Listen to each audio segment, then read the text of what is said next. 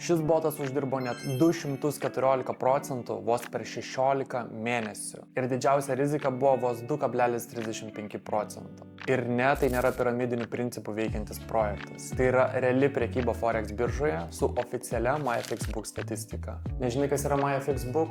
Trumpai, tai skaidrumą įrodanti svetainė, prie kurios jungiasi prekybos sąskaita ir seka visus atliekamus sandorius. Kol dauguma bando išmokti prekiauti ir degina pinigus, kiti tiesiog leidžia botui dirbti už juos. Leisk parodysiu, kaip jis veikia ir kodėl mes jį laikome vienu saugiausių copy trading sprendimų. Principas paprastas. Mes turime galimybę kopijuoti šį botą vos vieno mygtuko paspaudimu. Kai mes pradedam kopijuoti šį botą, visas pozicijas, kurias jis atidaro, mums atsidaro automatiškai tokios pat proporcingai nuo mūsų kapitalo dydžio. Kodėl sakau, jog tai vienas saugiausių copy trading sprendimų? Dėl jo prekiaujamos hedge strategijos, kuri neleidžia pasiekti didelės rizikos ir balanso nuosmukio. Dalinuosi 2024 ir 2025 metų statistiką išskaidytą mėnesiais. Tačiau noriu pabrėžti, jog boto paslaugos mums kainuoja 20% nuo padaryto pelno, kuriuos taip pat automatiškai atskaičiuoja kiekvieną sekmadienį. Paprastas pavyzdys. Jeigu pelno padarė $100, $20 eis boto savininkui, $80 liks mums. Dažnai žmonės klausia, o kokia man iš to nauda, jog aš ieškau žmonių ir rekomenduoju šį pasyvias pajamas generuojantį botą.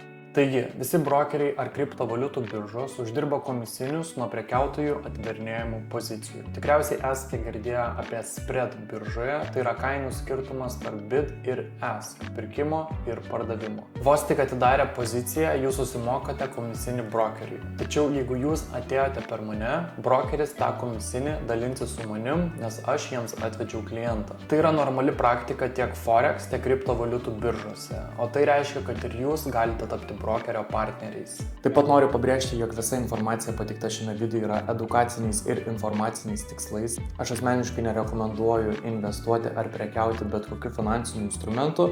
Forex prekyba yra be galo rizikinga ir ankstesni rezultatai negarantuoja būsimų rezultatų. Todėl prieš priimdami bet kokius finansinius sprendimus pasitarkite su licencijuotu finansų konsultantu. Jeigu norite daugiau informacijos apie šį botą, susisiekite su manimi per Telegramą Aerotips, nuorodą paliksiu video aprašyme.